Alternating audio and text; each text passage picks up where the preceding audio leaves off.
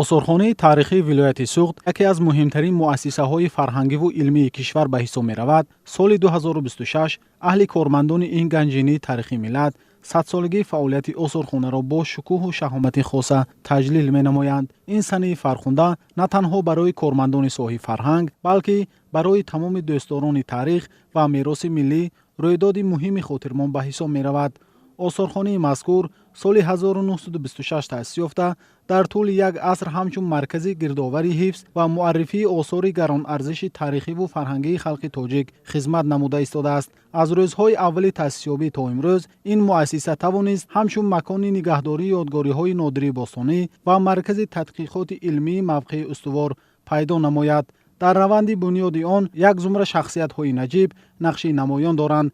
азбаски дар шаҳри хуҷанд дар охири асри 19 ва ибтидои асри 20 олимону адибони маъруф амсоли ҳоҷи Юсуф Мирфаёзов, Тоҷхоҷа Асирӣ, Ёқубҷони Фаранг, ҳоҷи Сиддиқхоҷаи Тоҷири Кутуб, Мирзо Солеҳ Мирсаидбоев ва садҳо донишмандону маорифпарварон зиста ҳамзамон ба шаҳру мамолики дигар сафарҳо доштанд. рӯҳияи эҳтироми осори моддиву маънавии пешиниён хеле боло гирифта буд. дар миёни ин бузургмардон марди закиву ҷаҳонгашта Мирзохоҷа Собиров маъруф бо тахаллуси ҳоҷи Антиқа ба ҷамъовариву ҳифзи ёдгориҳои қадим завқу рағбати афзун дошт.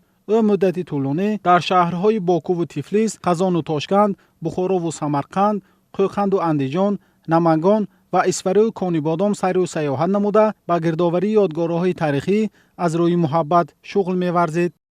осорхонаҳо ин худ макони таъриху тамаддун аст. Чихеле ки асосгузори сулҳу ваҳдати миллӣ, пешвои муаззами миллат, президенти кишвар муҳтарам Эмомалӣ Раҳмон чанд маротиба дар баромадҳояшон қайд намуданд, осорхонаҳо ин оинаи ҳақиқатнамост, ки имрӯзу фардои ҳар як миллатро пайванд менамояд. дар осорхонаи таърихи вилояти Суғд 6 шӯъба амал менамояд. шӯъбаи оммавӣ фарҳангӣ ва робита бо ҷомеа яке аз шӯъбаҳои калидӣ байни осорхона ва ҷомеа ба ҳисоб меравад, ки ҳамчун пуле байни осорхона ва ҷомеа баромад намуда барои ҷалби тамошобинони дохиливу хориҷӣ фаъолият бурда, барои баланд бардоштани сатҳи маърифатии ҷомеа фаъолият мебарад. мақсади асосии ин шӯъба ин иртиботи самаранок байни қишри ҷомеа ва осорхонаҳо мебошад, ки барои ба ҳадаф расидан ба ин мақсад аз тарафи шӯъба бисёр корҳои назаррас ба итмом мерасад. барои муаррифӣ намудани таъриху тамаддуни халқи тоҷик дар шӯъбаи оммавӣ фарҳангӣ ва робита бо ҷомеа нақши роҳбаладон хеле муҳим аст, зеро онҳо муаррифкунандаи таъриху халқу тамаддуни тоҷик мебошанд. дар давоми 100 соли фаъолият фонди осорхона ғанӣ гардида имрӯз он дорои даҳҳо ҳазор экспонатҳои арзишманд мебошад. ин осорҳо таърихи ҳазорсолаи мардуми тоҷикро инъикос намуда аз давраҳои қадим то замони муосирро фаро мегиранд. аз ҷумла бозёфтҳои нодири бостоншиносӣ аз ёдгориҳои таърихи Саразм, Панҷикенти қадим, Истаравшан ва дигар минтақаҳо, ашёҳои рӯзгор, асбобҳои меҳнат, намунаҳои санъати тасвирӣ ва ҳунарҳои мардумӣ, тангаҳои қадима ва дастнависҳои нодир таваҷҷӯҳи махсусро ба худ ҷалб менамояд.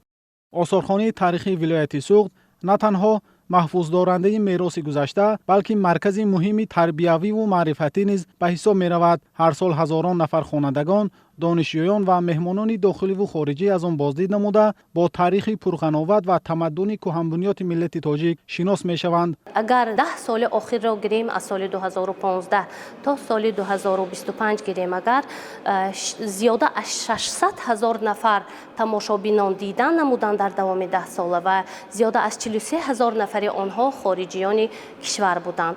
дар давоми 4 моҳи соли 2026ро гирем, агар зиёда аз 20 000 нафар тамошобинони дохиливу хориҷӣ диданд ба амал оварданд, ки аз инҳо зиёда аз 1.5 ҳазорошон тамошобинони хориҷӣ буданд, ки албатта ба онҳо бештар ба он экспонатҳои қадимае ки дар намоишгоҳи осорхона ба намоиш монда шудааст диққати бе аввалин дараҷа медиҳанд. албатта он дар толори поёнии мо мавҷуд аст, ки дар тобути чӯбин мебошад, ки ба асрҳои яки пеш аз милод тааллуқ дорад.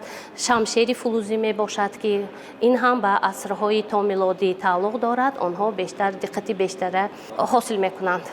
بنیاد و تجدید مؤسسه‌های فرهنگی از جمله آثارخانه‌ها، شرایط مساعد فعالیت و جاری نمودن تکنولوژی‌های معاصر برای حفظ آثار تاریخی از جمله دستاوردهای مهم به حساب می‌روند. امروزها آموزش تاریخ و احترام به میراث نیاگان برای تربیت نسل خودآگاه و وطندوست اهمیت بزرگ دارد. از این رو نقش آثارخانه در بالا بردن معرفت جامعه و تحکیم حس خودشناسی ملی خیلی نظررس میباشد.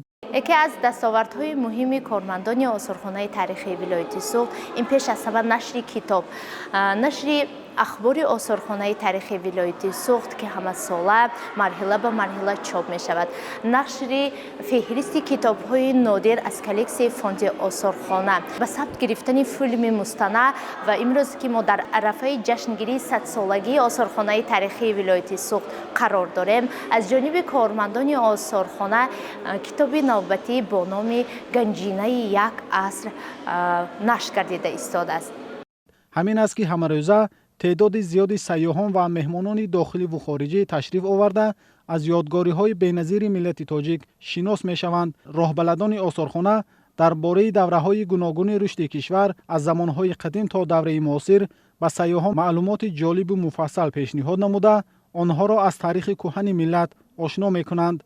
جایز به قید است که بینای حاضری آثارخانه با شکل عمارت قدیمی عنعنوی محافظتی ساخته شده است. آن از یک تالار وسیع بالایی و 3 تالار کلان حجم زیرزمینی عبارت است. در تالار بالایی و 2 تالار زیرزمینی نمایش‌های آثارخانوی سازمان داده شده، در یک تالار زیرزمینی مخزن جای گرفته است.